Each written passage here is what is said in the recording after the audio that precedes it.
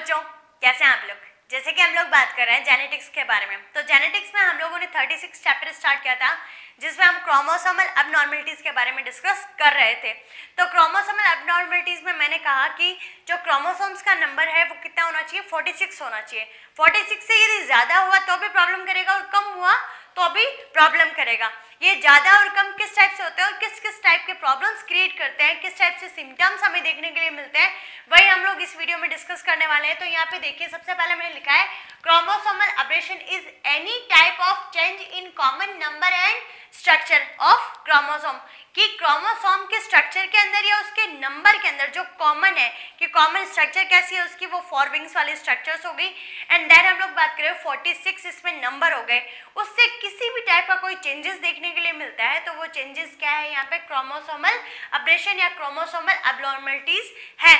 तो ये एबनॉर्मलिटीज है वो ऑटोसोमल में भी होती है और वो होती है एलोसोमी में भी होती है। तो सबसे पहले हम लोग बात करते हैं ऑटोसोमल एबनॉर्मलिटीज और एलोसोमी एबनॉर्मलिटीज। तो ये आपको समझ में आ जाना चाहिए कि ऑटोसोमल एबनॉर्मलिटीज के बारे में बात कर रहे हैं, मतलब कि हम 22 पेयर की जो 44 क्रोमोसोम्स हैं उनके बारे में डिस्कस कर रहे हैं, ठीक है। तो ये जो 44 क्रोमोसोम्स हैं उनके बारे में डिस्कस करेंगे और यहाँ पे हम लोग डिस्कस करेंगे एलोसोमी। एलोसोमी मतलब कि जो सेक्स क्रोमोसोम है, मतलब एक्स और वाई, उसके अंदर किसी टाइप का कोई एबनॉर्मलिटीज है, मतलब या तो ज़्यादा हो गया या उससे कम हो गया, तो उसके बारे में हम डिस्कस करेंगे एलोसोमी एबनॉर्मलिटीज के अंदर। तो सबसे पहले हम लोग बात करते हैं ऑटोसोमल एबनॉर्मलिटीज। इसके अंदर आपको 3 सिंड्रोम्स देखने के लिए मिलेंगे। यहाँ पे जो क्वेश्चन पूछा जाता है वो क्वेश्चन ये पूछा जाएगा कि डायरेक्ट आपको या तो सिम्टम बता दिया, सिम्टम बता के आपको पूछ लिया कि भाई सिंड्रोम का नाम बताओ, या आपको सिंड्रोम का रीजन पूछ लिया, ठीक है, या उससे पूछ लिया कि भाई इसमें ये सिंड्रोम है और इस सिंड्रोम में किस टाइप के सिम्टम्स देखने के लिए मिलते हैं, तो वो आपको ध्यान में रखने हैं। तो सबसे पहले हम लोग बात करते हैं डाउन सिंड्रोम के बारे में। डाउन सिंड्रोम है, इस सिंड्रोम को सबसे पहले डिस्कवर किया था लैंगडन डाउन ने। तो लैंगडन डाउन ने डिस्कवर किया तो इन्होंने अपने नाम के आधार पे इसको क्या लिख दिया, डाउन सिंड्रोम लिख दिया। अब उसके बाद हम बात करें कि जो डाउन सिंड्रोम में हम लोग को बच्चे देखने के लिए मिलते हैं, वो बच्चे हैं वो मंगोलिया के जैसे होते हैं। जो मंगोलिया जगह है वहाँ के बच्चों जैसे होती है। ऐसा नहीं है कि इसको हम ऑल्सो नॉन एज मंगोलिज में बोलते हैं, तो सारे के सारे जो मंगोलियंस हैं उनके अंदर ये डिजीज देखने के लिए मिलती है, उनके अंदर देखने के लिए नहीं मिलती। ये बस स्ट्रक्चर वाइज मतलब उनका बॉडी स्ट्रक्चर है वो ऐसा सा दिखेगा, इसलिए इसको मंगोलिज्म हम बोल सकते हैं। अब इस क्रोमोसोम में होगा क्या, इस जो क्रोमोसोम है, ये क्रोमोसोम कौन सा होगा, 21 क्रोमोसोम।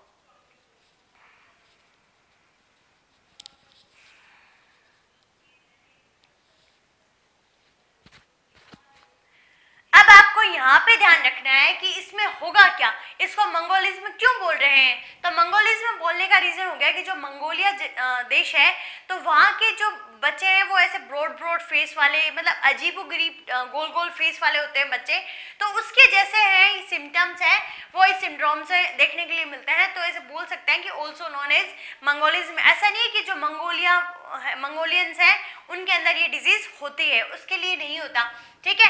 अब इसका रीजन क्या है, तो रीजन आपसे पूछा जाता है, तो रीजन क्या है, क्रोमोसोम के नंबर कितने हो जाएंगे, 47 क्रोमोसोम्स हो जाएंगे। 47 का मतलब हो गया 46 से एक बढ़ गया, लेकिन ये बढ़ेगा कहाँ, ये बढ़ेगा कहाँ, तो ये हमें ईडियोग्राम जब देखेंगे, ईडियोग्राम में आपको बुक में डायग्राम बना रखा है, आपको इजीली समझ में आ जाएगा कि जहाँ पे 21 नंबर का क्रोमोसोम है वहाँ पे 2 ही क्रोमोसोम होने चाहिए पेयर में, लेकिन वहाँ पे क्या है, 3 है, मतलब सुपर न्यूमरेसी हो गया। तो इसको हम बोल सकते हैं कि 21 क्रोमोसोम पे ट्राइसोमी आ रही है।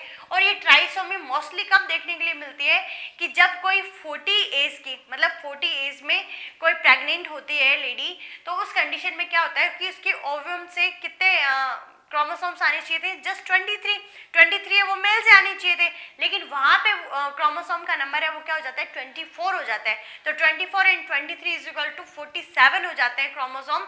तो यहाँ पे जो भी बच्चा पैदा होने वाला है, जो भी बच्चा रहेगा, उसमें ये सारे फीचर्स देखने के लिए मिलेंगे और ये डाउन सिंड्रोम के फीचर्स रहेंगे, जो सिम्टम्स रहेंगे। तो उसमें फिजिकली मेंटली रिटायर्ड रहेगा कि भाई कुछ भी मतलब स्ट्रक्चर वाइज है, उसकी बॉडी है वो अबनॉर्मल दिखाई देगी, मेंटली वो क्या होगा, अबनॉर्मल होगा, देन ओपन माउथ, उसका मुंह है वो हमेशा खुला रहेगा, जीभ हमेशा बाहर की तरफ दिखाई देगी, ब्रॉड हैंड है वो चौड़े चौड़े होंगे, और ये जो अंगुलियां हैं वो कैसे होगी, ब्लंट होगी, लंबी लंबी होगी, और राउंड फेस, उसका फेस कैसा होगा, राउंड होगा। तो इस टाइप से आप कोई भी 2-4 सिम्टम्स है वो ध्यान में रख सकते हैं, इजी है, आप लोग इजीली पढ़ सकते हैं। तो ये आपको ध्यान में रखना है कि मंगोलिज्म क्यों बोलते हैं, इसकी डिस्कवरी किसने की, रीजन क्या है और इसके फीचर्स क्या है। देन हम लोग सेकंड के बारे में बात करते हैं। तो सेकंड यहाँ पे है एडवर्ड सिंड्रोम। एडवर्ड सिंड्रोम में जो ट्राइसोमी होने वाली है वो ट्राइसोमी कहाँ होने वाली है, 18th क्रोमोसोम पे। तो यहाँ पे भी क्रोमोसोम का नंबर कितना हो जाएगा, 47 होगा। किसी के सिम्टम्स आपको ध्यान में नहीं रहते तो आप नॉर्मली लिख सकते हैं कि मेंटली रिटायर्ड, तो वो होगा ही होगा, फिजिकली भी वो क्या दिखेगा, अब नॉर्मल दिखेगा।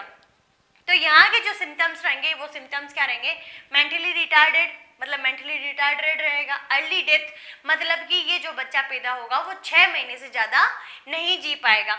उसके बाद में इसमें कार्डिक डिजीज, जो हार्ट से रिलेटेड डिजीज है वो भी देखने के लिए मिलेगी, और मोर फिंगर्स मतलब कि जो हमारे 5 उंगलियां होती है, 5 उंगलियों से एक्स्ट्रा जो फिंगर्स है वो देखने के लिए मिलेगी, तो वो होगा एडवर्ड सिंड्रोम होगा। ठीक है, तो हमारे यहाँ पे 2 ऑटोसोमल सिंड्रोम्स क्लियर हो गए, क्योंकि हम 22 पेयर तक की बात कर रहे हैं। तो ये वाला सिंड्रोम था वो किसमें था, 21 में ट्राइसोमी कर रहा था, ये कहाँ कर रहा है, 18th पेयर पे ट्राइसोमी कर रहा है। तो ये सारे के सारे कौन सी डिजीज हो गई, ऑटोसोमल अबनॉर्मलिटीज होगी। देन हम लोग थर्ड की बात करते हैं, तो वो है क्राइडू-चेट। क्राइडू-चेट है, क्राइडू-चेट को कैट्स क्राई सिंड्रोम भी बोलते हैं, मतलब कि ये जिन बच्चों में होता है उन बच्चों की आवाज है वो रोते हैं तो ऐसा लगता है कि बिल्ली रो रही है। ठीक है, कैट्स क्राई सिंड्रोम बोलते हैं।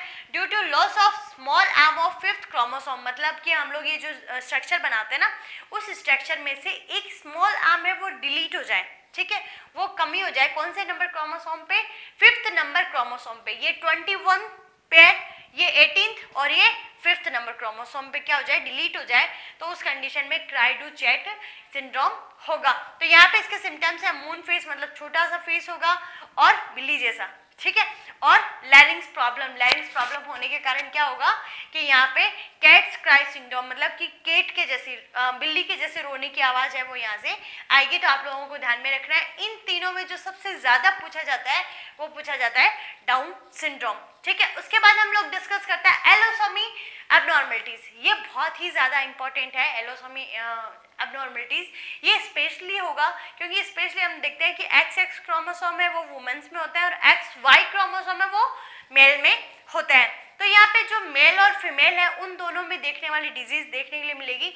यहाँ पे कोई भी टाइप का सेक्स है वो नहीं बताते कि भाई ये स्पेशली मेल में हो रहा है या स्पेशली फीमेल में हो रहा है, लेकिन यहाँ पे हम लोग को बताएंगे कि ये डिजीज सिर्फ मेल में होती है, ये डिजीज सिर्फ फीमेल में होती है। तो यहाँ पे देखिए सबसे पहला है टर्नर सिंड्रोम। जैसे डाउन सिंड्रोम इंपॉर्टेंट है वैसे इसमें टर्नर सिंड्रोम और क्लाइनफेल्टर सिंड्रोम है वो इंपॉर्टेंट है, आप स्टार मार्क कर सकते हैं। ये नोट्स के फॉर्म में नहीं लिखा, आपकी बुक में बहुत अच्छे से एक्सप्लेन कर रखा है, उसी चीज को आप नोट्स की तरह मान के पढ़ सकते हैं। यहाँ पे सिर्फ समझाने के लिए मैंने बोर्ड पे यहाँ पे लिखा है आपको। यहाँ देखिए सबसे पहले हम बात करते हैं टर्नर सिंड्रोम, उसके बाद में super female, then Klinefelter syndrome और फिर जैकब सिंड्रोम। तो ऊपर वाले जो दोनों हैं वो दोनों किस में होगी, जस्ट वुमेन्स में होगी। सिर्फ फीमेल में देखे जाने वाले 2 सिंड्रोम्स हैं, ये दोनों हैं वो दोनों मेल के अंदर मतलब कि आदमियों में देखने वाली सिंड्रोम्स हैं। तो सबसे पहले हम बात करते हैं टर्नर सिंड्रोम्स के बारे में। तो टर्नर सिंड्रोम है वो सिर्फ और सिर्फ किस में देखने के लिए मिलेगी, वुमेन्स में देखने के लिए मिलेगी। इस चीज को गांठ बांध लो, ठीक है। उसके बाद में हैज ओनली 1 X क्रोमोसोम। हम कह रहे हैं कि 44 क्रोमोसोम्स तो हमें ऑटोसोमल मिल ही रहे हैं, आराम से मिल रहे हैं, उनमें कोई दिक्कत नहीं है, लेकिन एलोसोमी जो क्रोमोसोम्स हैं उसके अंदर X और X होना चाहिए था, लेकिन एक X है वो क्या हो गया, डिलीट हो गया। तो 44 प्लस X और आगे 0 लिखा हुआ है, O नहीं लिखा हुआ, 0 लिखा हुआ है। तो यहाँ पे क्रोमोसोम का नंबर कितना रह गया, जस्ट 45 रह गया। और 45 रहने के कारण जो इसमें सिम्टम्स देखने के लिए मिलेंगे वो सिम्टम्स क्या देखने के लिए मिलेंगे कि उसकी हाइट कैसी रह जाएगी, छोटी रह जाएगी, वो ड्राफ्ट रह जाएगा, बोनी रह जाएगी। स्टेराइल मतलब कि उसमें सेक्सुअल जो भी प्रोसेस है, सेक्सुअलिटी है वो भी क्या हो जाएगी, लॉस हो जाएगी। देन हम बात करें शॉर्ट नेक, उसका नेक है वो कैसा रहेगा, छोटा रहेगा। अनडेवलप्ड मेमोरी ग्लैंड्स, जो मेमोरी ग्लैंड्स रहेगी वो अनडेवलप्ड रहेगी। एंड मेंटली रिटार्डनेस, ठीक है। तो इस टाइप से आप लोगों को टर्नर सिंड्रोम है वो ध्यान में रखना है। इसमें क्रोमोसोम के नंबर यहाँ 47, यहाँ पे हाफ आर्म है वो डिलीट हो रही थी और यहाँ पे क्रोमोसोम का नंबर कितना हो रहा है, 45 हो रहा है, ठीक है।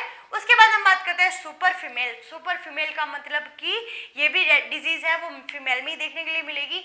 और इसके अंदर क्या होता है, इसके अंदर क्रोमोसोम के नंबर 47, 48, 49 हो सकते हैं, लेकिन जो XX क्रोमोसोम है उसी के अंदर XX और ऐड होता जाएगा, ठीक है।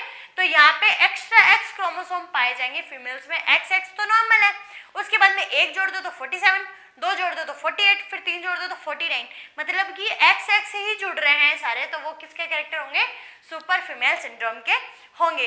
उसके अंदर जो सिम्टम्स देखने के लिए मिलेंगे वो मिलेंगे यहाँ पे डिलेइंग सेक्सुअल डेवलपमेंट की, जो भी सेक्सुअल डेवलपमेंट होगा उसमें डिले होगी, मतलब लेट होगी। लो मेंटल एबिलिटी, जो मेंटल एबिलिटी रहेगी वो कैसी रहेगी, लो रहेगी। उसके बाद में दो कैरेक्टर अच्छे हैं, हाईली ब्यूटीफुल, बहुत ही ज्यादा सुंदर होगी, ठीक है। और मोर इमोशनल, उतनी ज्यादा क्या होगी, रोने वाली होगी, भाई इतना सुंदर बनाया तो रो क्यों रही है, ठीक है। तो highly beautiful and more emotional, ये सारे के सारे सिम्टम्स किसके हैं, सुपर फीमेल के। देन हम लोग बात करते हैं Klinefelter syndrome, most and most important. Turner syndrome पूछते हैं, डाउन सिंड्रोम पूछते हैं और क्लाइनफेल्टर सिंड्रोम। फेमस क्वेश्चंस में ये तीन ही क्वेश्चंस है, बाकी आप लोग याद सारे के सारे करेंगे। क्लाइनफेल्टर सिंड्रोम, क्लाइनफेल्टर सिंड्रोम में क्या होता है कि मेल्स के अंदर, जो मेल्स रहेंगे उसके अंदर क्या है, क्रोमोसोम के नंबर बढ़ रहे हैं, उस क्रोमोसोम के नंबर में X भी बढ़ सकता है और Y भी बढ़ सकता है, क्योंकि हम बात करते हैं कि X और Y दोनों क्रोमोसोम मेल में प्रेजेंट होते हैं। उसमें यदि X के XX Y हो जाए या XYY हो जाए तो दोनों ही कंडीशन क्या होगी, प्रॉब्लमेटिक होगी।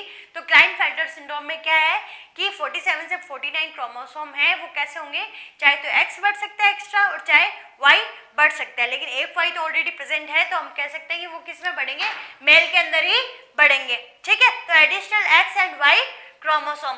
देन इसके जो सिम्टम्स रहेंगे वो सिम्टम्स ये रहेंगे, मेल हैज फेमिनियन कैरेक्टर्स, कि जो यहाँ पे नर है, जो मेल्स है उनके अंदर फीमेल कैरेक्टर्स है वो डेवलप होने शुरू हो जाते हैं। उनके हैंड और लेग्स है कि जो हाथ और पाँव की लंबाई है वो नॉर्मल लंबाई से बहुत ज़्यादा लंबी लंबी होती है।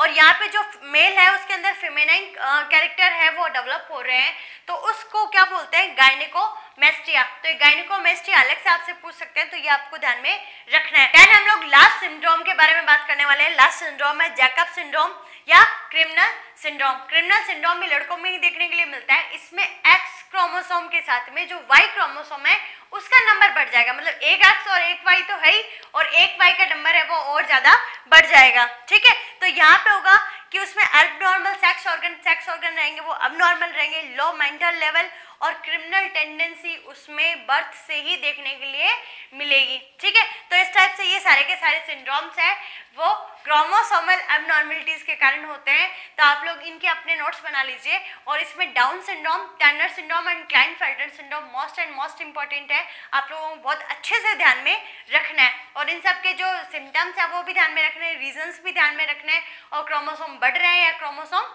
कम हो रहे हैं इसके बारे में भी आपको ध्यान में रखना है। तो खुश रहिए, मुस्कुराते रहिए और अच्छे से पढ़ाई कीजिए। Thank you.